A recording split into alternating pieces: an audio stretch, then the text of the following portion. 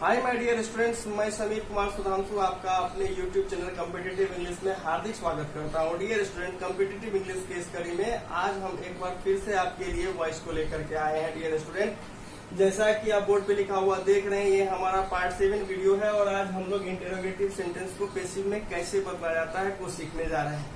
Dear students, video को last तक देखते रहेंगे, बड़ी आसानी से हम लोग सीख जाएंगे कि इंटरोगेटिव सेंटेंस को पैसिव में कैसे बदला जाता है। ये एक बहुत ही इंपॉर्टेंट टॉपिक है और कॉम्पिटिटिव एग्जामिनेशंस में तो इस पर आधारित सवाल आते ही आते हैं। डियर स्टूडेंट्स, यहाँ पे मैं उम्मीद करता हूँ कि आपको इंटरोगेटिव सेंटेंस पहले से भी पढ़ा होगा। अगर नहीं भी पढ़ा है तो घबराने की जरूरत नहीं है, हम इसके स्ट्रक्चर पे ऑलरेडी डिस्कस करने जा रहे हैं। साथ ही यहाँ पे मैं बता देना चाहता हूँ कि इंटरोगेटिव सेंटेंस जो होता है वो एक सेंटेंस है और ये सभी प्रकार के टेंसेस में आपको देखने को मिलता है। साथ ही अदर तरह के जितने भी सेंटेंसेस हैं वहां भी आपको ये देखने को मिल सकता है। तो इसके लिए घबराना नहीं है, सिर्फ कॉन्सेप्ट पे ध्यान देना है। कॉन्सेप्ट क्लियर हो गया तो फिर कोई भी टेंस हो या कोई अदर सेंटेंसेस ही क्यों ना हो, आप उसे बखूबी बना सकते हैं। डियर स्टूडेंट्स, वीडियो को प्रारंभ करने से पहले मैं बता देना चाहता हूँ कि अगर आप मेरे चैनल पर नए हैं तो निश्चित रूप से मेरे चैनल को सब्सक्राइब कर लें, साथ ही बेल बटन को भी प्रेस कर दें ताकि इस तरह की जो मैं वीडियो बना रहा हूँ उसका नोटिफिकेशन आपको समय प्राप्त होता रहे। तो डियर स्टूडेंट्स, चलिए वीडियो को प्रारंभ करते हैं। डियर स्टूडेंट्स, इंटरोगेटिव सेंटेंस क्या है, सबसे पहले इसे समझते हैं। इंटरोगेटिव सेंटेंस में आप देखते होंगे कि ये WH वर्ड से भी प्रारंभ होता है, इसे आप इंटरोगेटिव वर्ड कह सकते हैं यहाँ पे, या आप इसे WH फैमिली वाला वर्ड भी कह सकते हैं, ठीक है। और ऑक्सिलरी वर्ब से भी प्रारंभ होता है। तो अब सवाल उठता है कि दो स्ट्रक्चर तो हो ही सकते हैं, लेकिन मैं यहाँ पर जो आपको बताने जा रहा हूँ वो एक ही स्ट्रक्चर होगा जिसमें दोनों स्ट्रक्चर्स का जो है कॉन्सेप्ट समाया हुआ है। अब वो क्या है, तो एक्टिव वॉइस में जो स्ट्रक्चर होगा इसका वो क्या हो सकता है। डियर स्टूडेंट, यहाँ पे आपका कोई WH वर्ड हो सकता है, ठीक है। इस फैमिली का कोई भी वर्ड, जैसे वेन हो सकता है, वाई हो सकता है, कुछ भी हो सकता है, नहीं भी हो सकता है, क्योंकि ये WH फैमिली से भी स्टार्ट होता है और ऑक्सिलरी वर्ब से भी स्टार्ट होता है। तो यहाँ पे मैंने क्या किया, इसको जो है ब्रैकेट में ले लिया है। अगर होगा तो रख लेना है, नहीं होगा तो छोड़ देना है, ठीक है। यहाँ पे आपका ऑक्सिलरी वर्ब होता है, ठीक है। फिर यहाँ पे सब्जेक्ट आता है, फिर आपका यहाँ पे वर्ब होता है, फिर आपका ऑब्जेक्ट होता है। यही इसका जो है स्ट्रक्चर होता है, ठीक है। यहाँ पे ध्यान देने की जरूरत है कि मैंने देखिए ऑक्सिलरी वर्ब को भी क्लियर नहीं किया और वर्ब को भी क्लियर नहीं किया। ये ऑक्सिलरी वर्ब आपका जैसा होगा वर्ब भी आपका उसी तरह से डिफाइन होगा।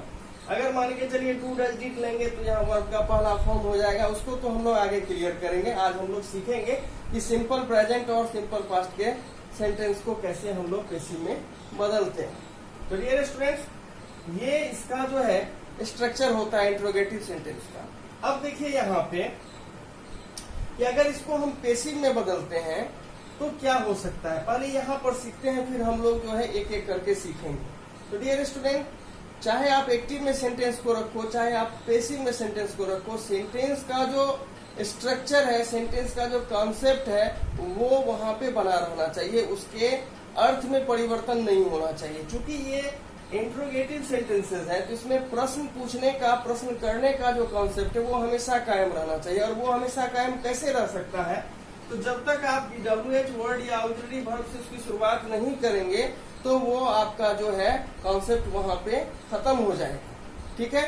यही वजह है कि इंटरोगेटिव सेंटेंसेस को पैसिव में भी जब बदला जाता है तो WH वर्ड या ऑक्सिलरी वर्ब जो होता है ना उसको शुरू में ही रखा जाता है, ठीक है। तो यहाँ तक आपको कंफ्यूजन नहीं होना चाहिए, क्लियर है।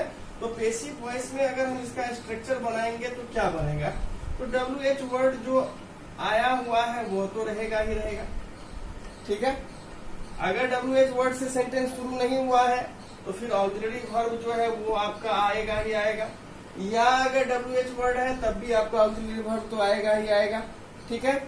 ब्रैकेट वाले पार्ट को ये समझिए कि अगर है तो लेंगे, नहीं है तो छोड़ देंगे। फिर क्या करते हैं, तो फिर पुराने नियम पे चले जाइए, ऑब्जेक्ट को सब्जेक्ट बना लीजिए। ये सब्जेक्ट हम लोग ले लेते हैं, ठीक है। अब जब सब्जेक्ट ले लिए तो इस सब्जेक्ट के अकॉर्डिंग हमको ऑक्सिलरी वर्ब चुनना है। यहाँ पे ये ध्यान देना है, ऐसा नहीं कि यही ऑक्सिलरी वर्ब जो एक्टिव वॉइस का था वही लिख देंगे। ये जो ऑब्जेक्ट मेरा सब्जेक्ट बनाना, इस सब्जेक्ट के अकॉर्डिंग हमको ऑक्सिलरी वर्ब लेना है।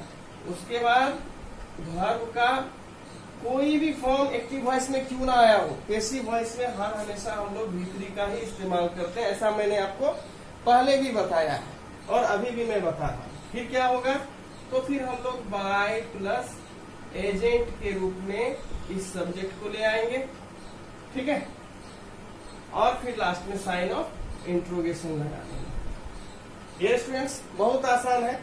मैंने क्या कहा, चूंकि सेंटेंस का जो सेंस है वो कायम रहना चाहिए, इसीलिए हम लोग WH वर्ड या ऑक्सिलरी वर्ब जो जिससे सेंटेंस का प्रारंभ हुआ हो उसको एज इट इज रखने का प्रयास करते हैं।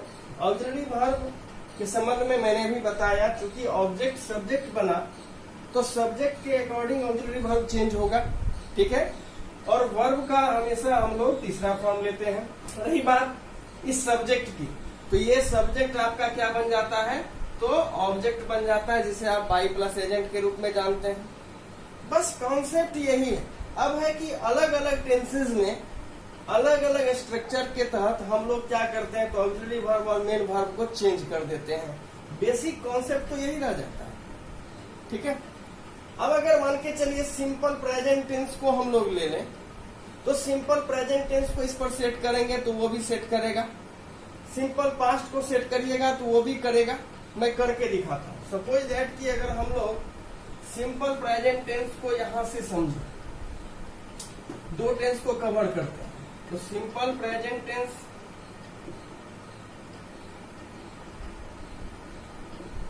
या सिंपल पास्ट टेंस की बात कर ले हम लोग, इस दोनों को कवर करते हैं। देखिए ये होगा। अब सपोज करिए कि WH वर्ड है, तो मान के चलिए मैंने लिख दिया यहाँ पे कि Why does she help me? अब यहाँ पे ध्यान दीजिए कि डज लगाया मैंने, और डू डज आपका किस में आता है, तो डू डज जो है हम लोगों का सिंपल प्रेजेंट में आता है। यहाँ पे मैं आपको बता देना चाहता हूँ कि आपको जो मैंने सिंपल प्रेजेंट के सेंटेंस को पैसिव में बदलने के लिए सिखाया था वो भी याद होना चाहिए। रूल तो वही लागू होगा जो सिंपल प्रेजेंट में हम लोग पैसिव में बदलने के लिए करते थे। तो अब मैंने लिखा कि why does she help me. इसको अगर चाहते पास्ट में लेने के लिए तो यहाँ पे हम लोग लिख देते why did she help me. अगर डिड लगा देते तो यही हमारा सिंपल पास्ट हो जाता, ठीक है। अब इसको हमको बदलना है, तो हमने आपको क्या सिखाया कि कैसे बदलते हैं इसको। ये हमारा एक्टिव वॉइस का स्ट्रक्चर है, ठीक है।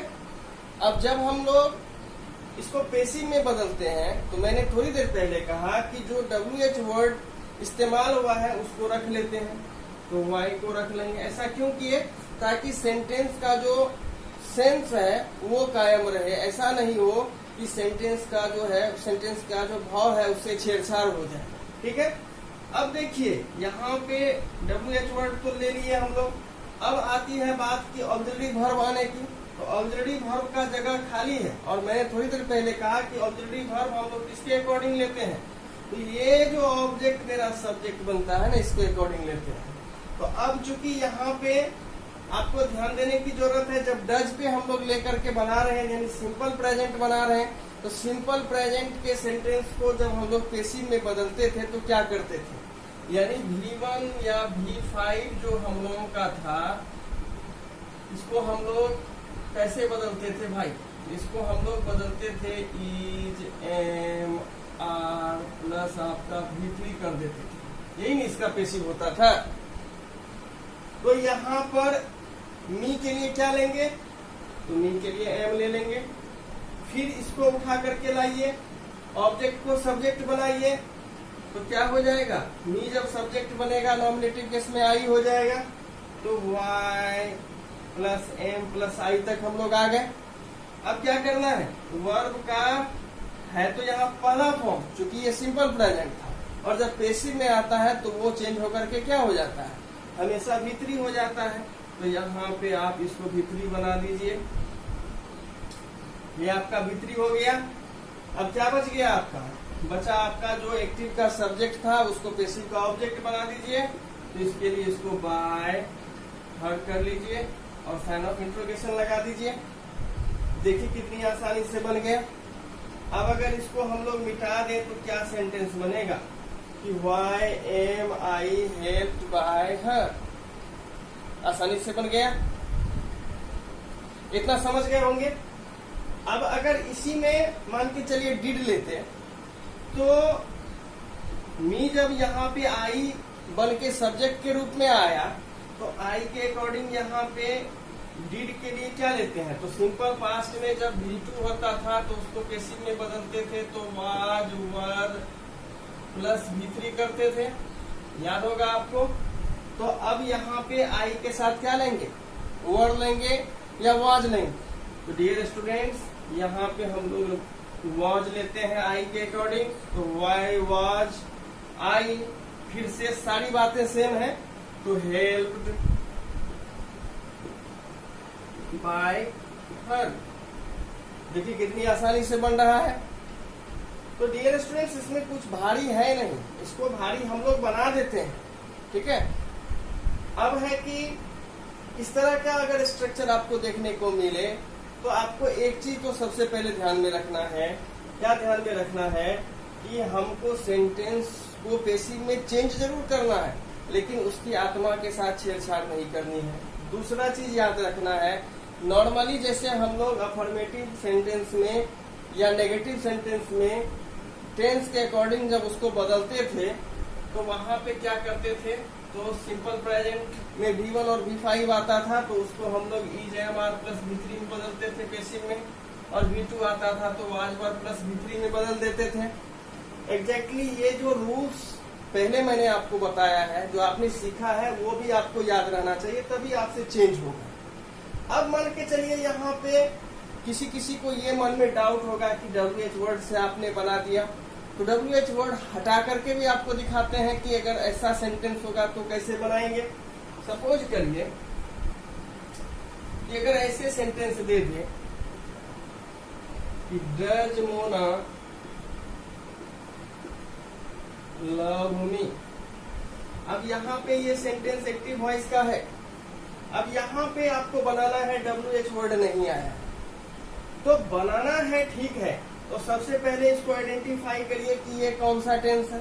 तो भाई ये टेंस कौन सा है, तो सिंपल प्रेजेंट का सेंटेंस है, और सिंपल प्रेजेंट को जब पैसिव में बदलते हैं तो is M R plus V3 लेते हैं, ठीक है।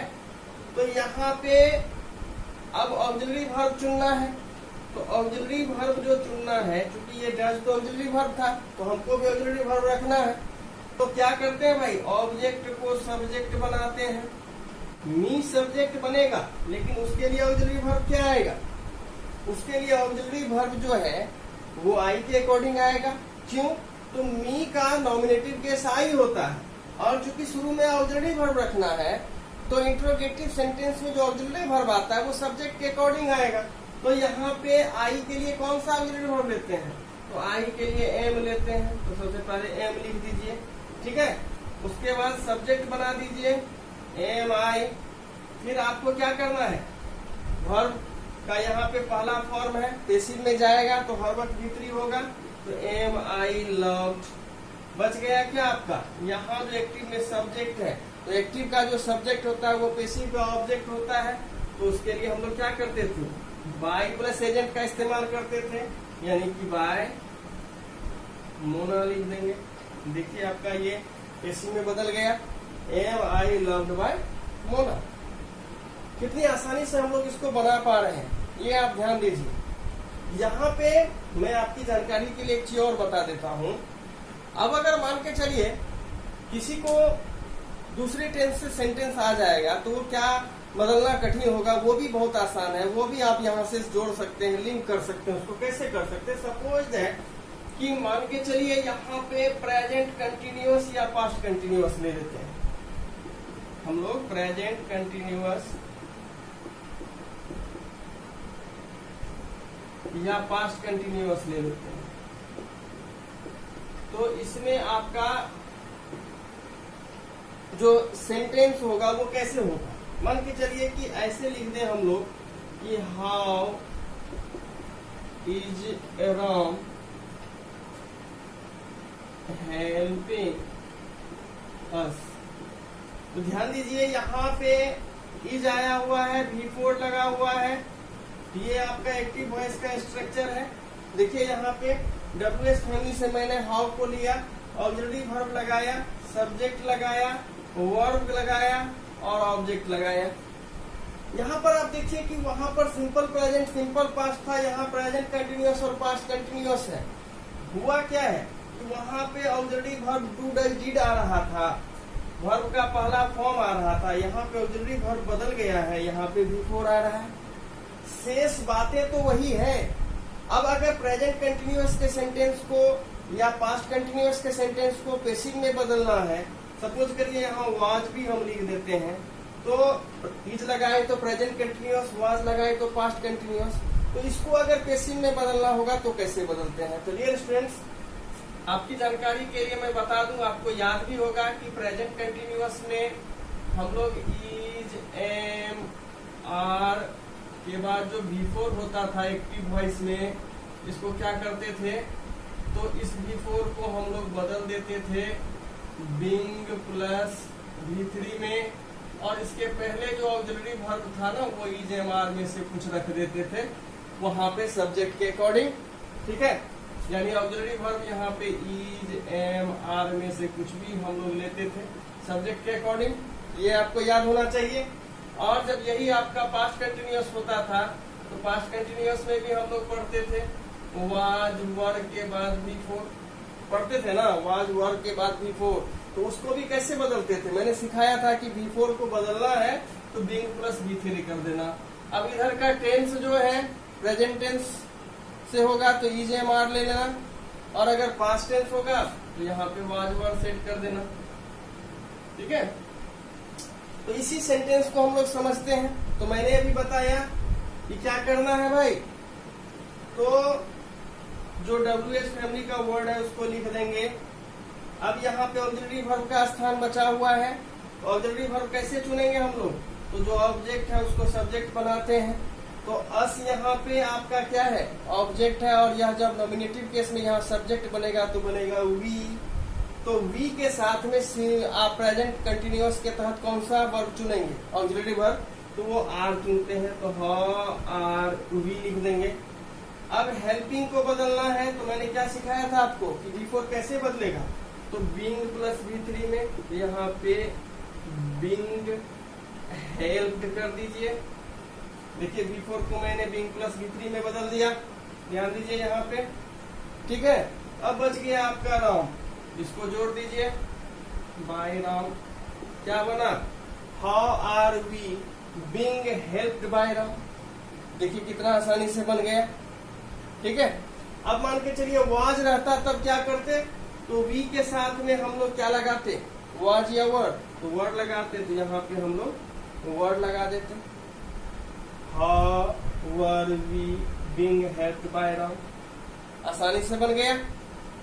ठीक है, अब मान के चलिए किसी के मन में ऐसा भी हो सकता है कि ऑक्सिलरी वर्ब तो बदल रहा है, लेकिन अगर ऑक्सिलरी वर्ब ही केवल रहे, WH वर्ड ना रहे, तो क्या करेंगे, कुछ नहीं करेंगे। यहाँ पर देखिए हाउ को हटा दीजिए, क्या बचा, इज राम हेल्पिंग अस को अगर चेंज करेंगे तो हो जाएगा are we being helped by Ram. ठीक इसी प्रकार वाज राम हेल्पिंग अस को अगर बदलेंगे तो हो जाएगा were we being helped by Ram. यानी क्या समझ रहे हैं, जो रहेगा उसको ले लेंगे, जो नहीं रहेगा उसको छांट देंगे, शेष बातें तो ऐसे ही रह जाएगी। डियर स्टूडेंट्स, इसके तहत आप प्रेजेंट परफेक्ट को भी सेट कर सकते हैं, पास्ट परफेक्ट को भी सेट कर सकते हैं, ये कोई समस्या नहीं है। वहां पे हैज, हैव, हैड लेंगे तो वहां पे V3 हो जाएगा। अब यहाँ पे हैज, हैव, हैड के बाद V3 आ रहा है, उसको अगर हम पेसिव में बदलेंगे तो क्या हो जाता था, हैज, हैव, हैड के बाद बिंग प्लस V3 कर देते थे। एग्जैक्टली उसको सेट कर देंगे। तो उम्मीद करता हूँ कि इंट्रोगेटिव सेंटेंस को अब आप जो है स्पेसिंग में बदलने के लिए सीख गए होंगे डियर स्टूडेंट्स। आज अगर आपको ये मेरा वीडियो पसंद आया हो तो निश्चित रूप से मेरे चैनल को सब्सक्राइब कर लें, साथ ही बेल बटन को भी प्रेस कर दें। इस वीडियो को लाइक करना ना भूलें, जितना ज्यादा आप शेयर करेंगे उतने ज्यादा स्टूडेंट्स को फायदा होने वाला है। डियर स्टूडेंट्स, अगर इंट्रोगेटिव सेंटेंस में किसी प्रकार की समस्या आपको रह जाती है तो आप कमेंट बॉक्स में जरूर लिखेंगे और मैं इस पर आधारित जो है और वीडियो आपके सामने में प्रस्तुत करूंगा। उम्मीद करता हूं कि करीब करीब अब आप बनाना सीख गए हैं, और जब आप सीख जाते हैं ना तो फिर तो कोई टेंस हो, किसी प्रकार का सेंटेंस हो, आप सरलता से बना सकते हैं। आज इस वीडियो को शुरू से लेकर अंत तक देखने के लिए आपका धन्यवाद।